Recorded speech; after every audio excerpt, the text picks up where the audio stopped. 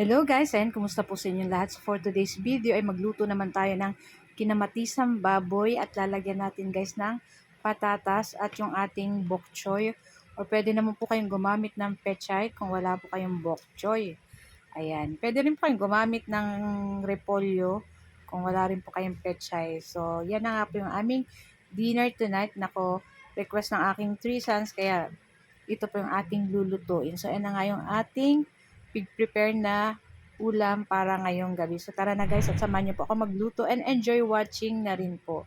So yan na nga at nagsangkot siya tayo dyan guys ng ating pork na syempre hinugasan natin yan ng mabuti. Ayan. Ayan, medyo ipapa-brown lang natin yan guys. So naglagay ako ng paminta na at saka ng asin para may lasa na yung ating pork. Ayan. And then halu-haluin lang natin yan dyan guys. And syempre after nyan, tatakpan natin para madaling maluto yung ating pork dyan. At pagkatapos ng ilang minuto, ayan na nga at nag-brown na yan guys. Pagkatapos nyan ay magigisa na tayo dyan ng bawang. So naglagay lang ako ng konting mantika at iginisa ko na dyan yung ating bawang. At ayan na nga at isunod na rin natin dyan yung ating sibuyas. Ayan. Tapos halu-haluin na natin kasama na ng ating pork para sumama na yung lasa, yung sarap ng ating bawang at sibuyas dyan sa ating pork. Ayan, makikita nyo talaga nag-brown na yung ating pork dyan. At pagkatapos nga nyan guys, syempre ilalagay na natin dyan yung ating pulang-pulang kamatis. So syempre kinamatisan nga, kaya talagang medyo madami yung ating kamatis dyan. So gumamit po ako dyan ng 6 na pirasong kamatis at i-slice ko lang ng ganyan. So hindi ko na siya tinanggalan guys ng buto para yung katas ng ating kamatis is nandyan. So naglagay rin ako ng patis. Ayan at tatakpan lang uli natin yan dyan guys. At pagkatapos ayan halu-haluin na natin.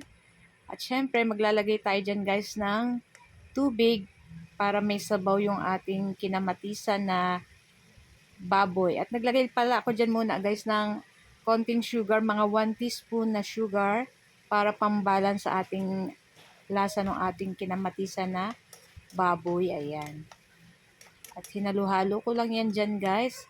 And after nga yan, maglagay na tayo ng tubig. Ayan, dapat medyo lubog yung ating pork. Para syempre naman guys, may sabaw-sabaw yung ating kinamatisang baboy. At pag kumulo na, syempre malambot na rin naman yung ating pork dyan. Ilagay na natin dyan yung ating baby potatoes. Ayan. Tapos, ayan, tatakpan lang uli natin yan para lutuin natin yung ating patatas. At pagkatapos, ayan na nga, pwede na natin dyan ilagay yung ating bok choy. Ayan, napakasarap nito guys. Talagang magugustuhan na naman to ng aking 3 sons.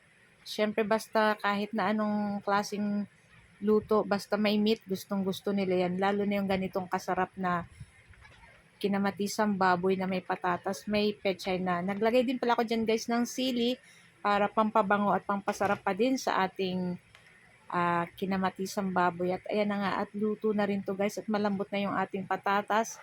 At same nung ating baboy, malambot na. Kaya ayan, pwede na natin patayin yung ating apoy.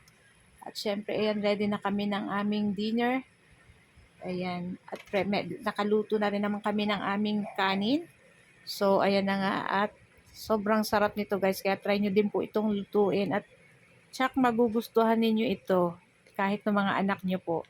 So, yun na nga at i-transfer na natin sa ating bowl. Ayan. Or sa ating mangkok. Ayan ako. Ang bango-bango nito guys. Napakasarap talaga nito. Talagang isa to sa mga gustong-gusto kong lutuin. Sabaw pa lang ay ulam na. So, ayan na nga. At ready na kami ng aming dinner guys. So tara na at samahan niyo po kami kumain. So kayo po ba guys, ano po ang inyong dinner tonight? Ayan. So ito lang po ang aming video. Sana po ay nag-enjoy kayo. Huwag niyo po sanang kalimutan mag-like, comment at pa-share na rin po ng ating video. So guys, thank you for watching and see our next video again. Ciao!